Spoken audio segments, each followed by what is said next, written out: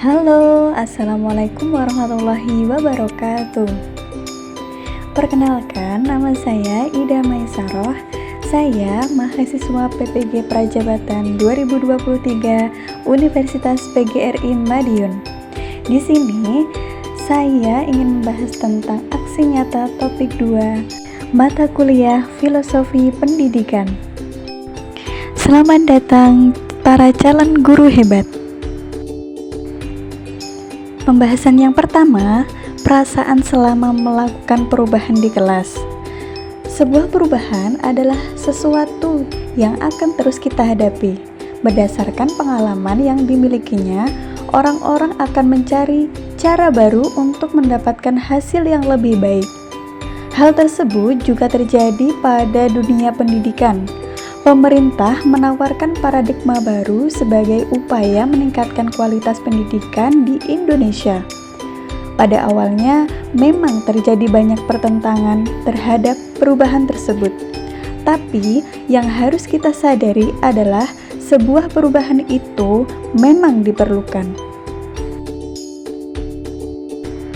Selama melakukan proses perubahan, perasaan saya selama melakukan perubahan di kelas, yaitu saya merasa sangat bersemangat dalam melakukan perubahan di kelas. Saya semakin termotivasi dalam memberikan perubahan karena saya akan belajar memberikan model pembelajaran baru. Saya menyadari bahwa setiap peserta didik memiliki karakteristik yang berbeda dan unik. Hal itulah yang memacu saya untuk melakukan perubahan, sehingga saya mampu merencanakan proses pembelajaran yang sesuai dengan kebutuhan peserta didik, mengaplikasikan pemikiran Ki Hajar Dewantara, serta menanamkan karakter Pancasila pada setiap proses pembelajaran. Pembahasan yang kedua yaitu ide atau gagasan yang timbul sepanjang proses perubahan. Melaksanakan pembelajaran yang berpusat kepada peserta didik sesuai dengan kebutuhan peserta didik, sehingga mereka mampu berkembang sesuai dengan minat dan bakat yang mereka miliki.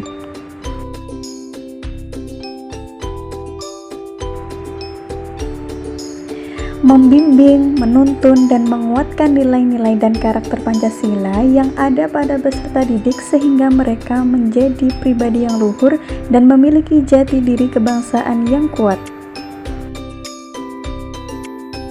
Menjadi seorang pendidik yang mampu memberikan motivasi dan menjadi suri teladan bagi peserta didik dengan cara terus merefleksikan dan melakukan perbaikan.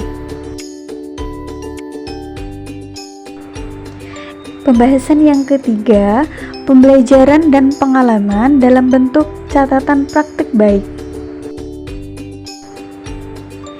Pembelajaran dan pengalaman dalam bentuk catatan praktik baik yang sudah saya lakukan adalah membiasakan peserta didik untuk mengingat Tuhan mereka dengan cara berdoa sebelum dan sesudah pembelajaran serta membimbing dan mengingatkan mereka untuk beribadah.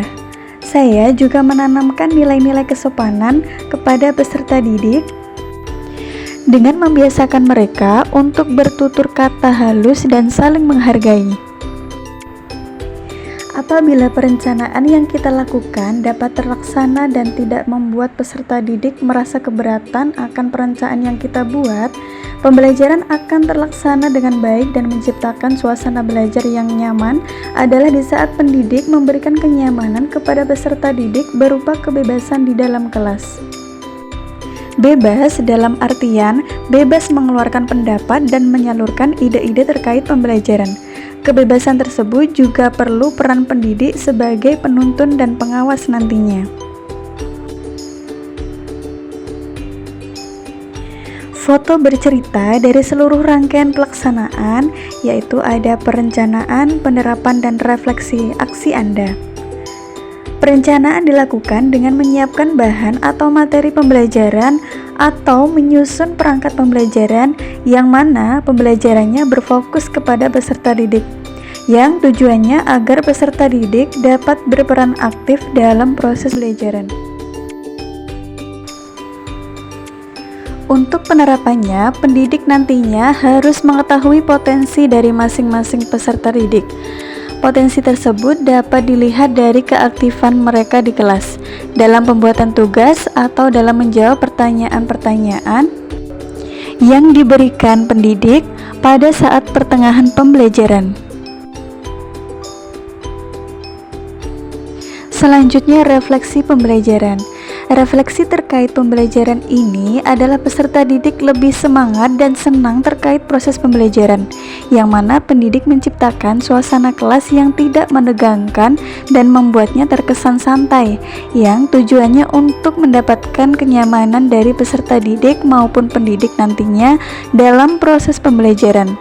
Hal ini nantinya akan membuat peserta didik lebih aktif lagi dalam proses pembelajaran. Berikut saya tampilkan foto selama kegiatan PPL 1 di SDN 01 Manis Rejo. Pembahasan selanjutnya, Anda juga dapat memasukkan testimoni dari rekan guru dan peserta didik yang terlibat dalam proses perubahan yang Anda lakukan. Yang pertama, testimoni dari rekan sejawat atau dari guru, yaitu memberikan apresiasi terkait proses pembelajaran yang berfokus kepada peserta didik, dan guru lain pun juga akan memulai proses pembelajaran yang berfokus kepada peserta didik nantinya.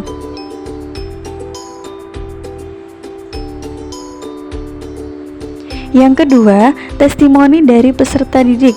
Mereka merasakan perubahan yang ada pada diri mereka, yang mana dari guru lainnya mereka lebih pasif di kelas dan fokusnya cuma memperhatikan guru pada saat menjelaskan. Sekarang mereka lebih aktif lagi dalam proses pembelajaran dan sering menyampaikan ide-ide yang mendukung terkait proses pembelajaran. Terima kasih, semoga apa yang saya sampaikan dapat dipahami dengan jelas. Wassalamualaikum warahmatullahi wabarakatuh.